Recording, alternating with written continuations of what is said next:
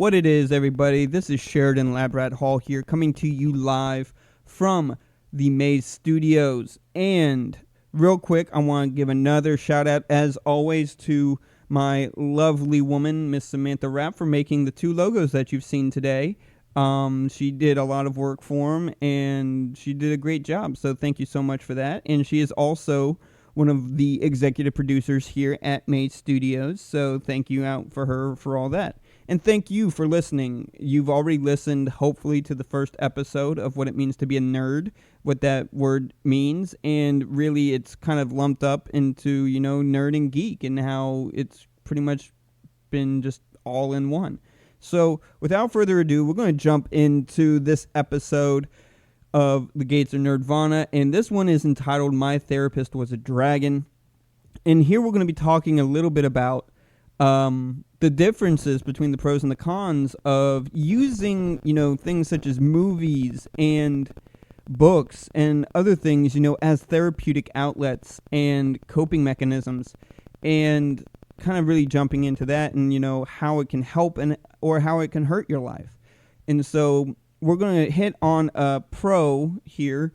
Pro is that it gets you out of your head. I know walking down the halls of school, or walking and running into trees, and I remember really looking at the books that I read as, I got out of this chaotic world and into a world of chaos that, the good guys were triumphant, and, I could just, it was like I was observing something that had already happened. And that's why, fantasy was so much a thing for me, because, again, what it is, it's fantasy, it's daydreaming, it's, taking things that we don't have in our world, or taking things we do have in our world and making them seem so otherworldly and just, more simply put, fantastical. So, so with that, it gets me out of my head, and, but then with that, not being in your head kind of also is where the con of this one goes. And that's, we focus so much on getting out of our head that a lot of times when we do these things, we don't take the time to go in our head and develop, what's really going on.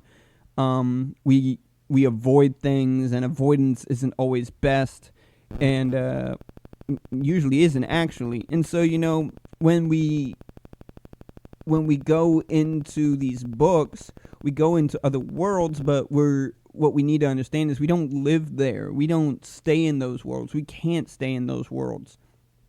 Because we have to go to work, we have to go to school, we have to do all these things. And so what we need to understand is that we need to take time in our life to handle the things that we're actually supposed to be handling in our life. And for me, to get a little personal, for me, it was always, I was feeling depressed, I was feeling anxious, and instead of taking on that problem head on, I would run to my books, I would run to Lord of the Rings, or I would run to, Dragonlance, and those books kind of saved my life to a point, but in a way that kind of also hindered me from living my life at the time, because I didn't have hardly any friends, because I didn't want to go out there and face the world. And so I grew up most of my life without friends through my teen years, because I was just so focused on getting out of this world, and I didn't want to participate in the world that we live in the real world. So another pro is that it stimulates the creative process, which all humans have. And so, which we call the imagination in other terms. So again, imagination is something that's great. And so we delve in, I pull a lot of things, whether it be like a little characteristic of a character, or, things, a lot of the things that I've read have influenced my life, and so many other things. But so the characteristics of these characters feed our imagination. The stories feed our imagination as well. And so but again, there's a con with that. with the con is that so many times we want to be creative, but we delve into other people's creations instead of focusing on ours. We, as a writer, as a podcaster, which you're clearly listening to, as a filmmaker, I delve so much into other films or other things instead of focusing on what I need to be creating. And so that's again, if you're creative and if you use these things to kind of influence you, let them influence you, but don't let them, take over your time. And so, again, like with me in video games, I focus a lot on video games, and I have to rip myself away to be able to do podcasts. There are days when, like with today, I had a busy week and was running around, and all I wanted to do was just sit there and play, Assassin's Creed, clearly Syndicate right now.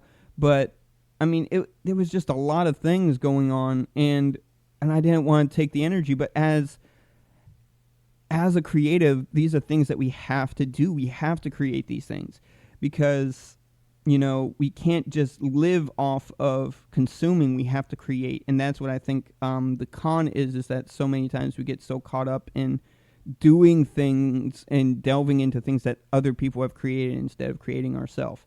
So we're being takers and not givers. So, and, so a con, we're going to do a con here that kind of goes back to the first one, and that's, when you're in a relationship, with me and my woman, thankfully, I've got a great woman who, loves reading and loves watching the movies with me, and even, plays games, Borderlands 2 being specific, our guilty pleasure right now. So, but what we need to, even though we do all that, we still find time to go out and do yard work or, just sit there and talk about things that are going on in the house. And so, I mean, there are just so many things, and there are so many other things that, as we talk through the gates of Nerdvana, that we may hit on some pros and cons in doing this again. But, I mean, the thing is that we have to focus, we have to find that balance. And everybody's balance is different. For me, when I was single, I'd play video games. I'd work and play video games, and that was fine. But now that I have a relationship and, other people that want my attention and depend on my attention to get things done, we need to take care of those things. And, I mean, don't feel guilty. If you're listening to this and you're feeling guilty, don't feel guilty because you're doing things that, feed yourself. And this is in no way bashing anybody. I'm just here to give you the reality of being overly nerdy is not an issue, but when you're sitting there and you're using it to outcast yourself is an issue. And you're not outcasting yourself while making people not like you. You're not giving them the chance to get to know you. I mean, that's why some people, we never see each other until the conventions or something like that.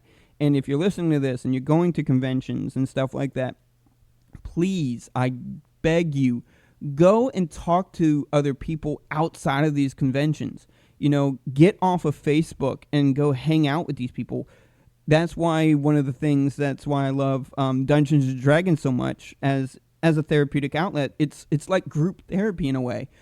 And you go and you talk and you have fun, you jam, you do whatever, you kill things together. You're living this thing together. But again, you don't just have those friends for that. Have friends that you get to go hang out with, you go eat with, you go to concerts with. You do whatever it is that you all enjoy doing, because life was not meant to be lived alone.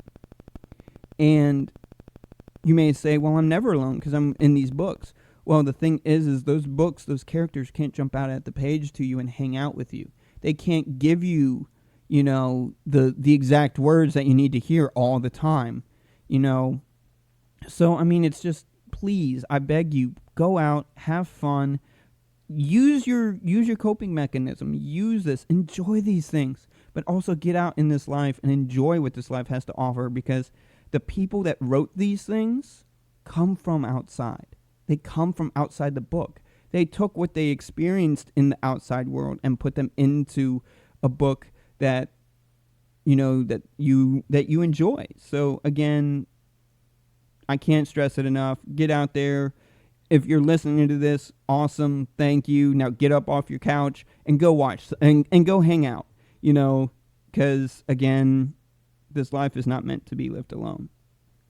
So again, thank you for listening. This is the Gates of Nerdvana podcast show of the Maze Studios. We're also running another podcast called The Wrath of Cons, where we just sit down and talk with convention goers and convention showrunners and everything like that to get, to kind of get the grasp of what's going on. So look for that. We already have a couple episodes up at this time of this podcast being out, and we have more coming soon. So as always, thank you for going through the maze with me. I am the Lab Rat, and this is Lab Rat signing off.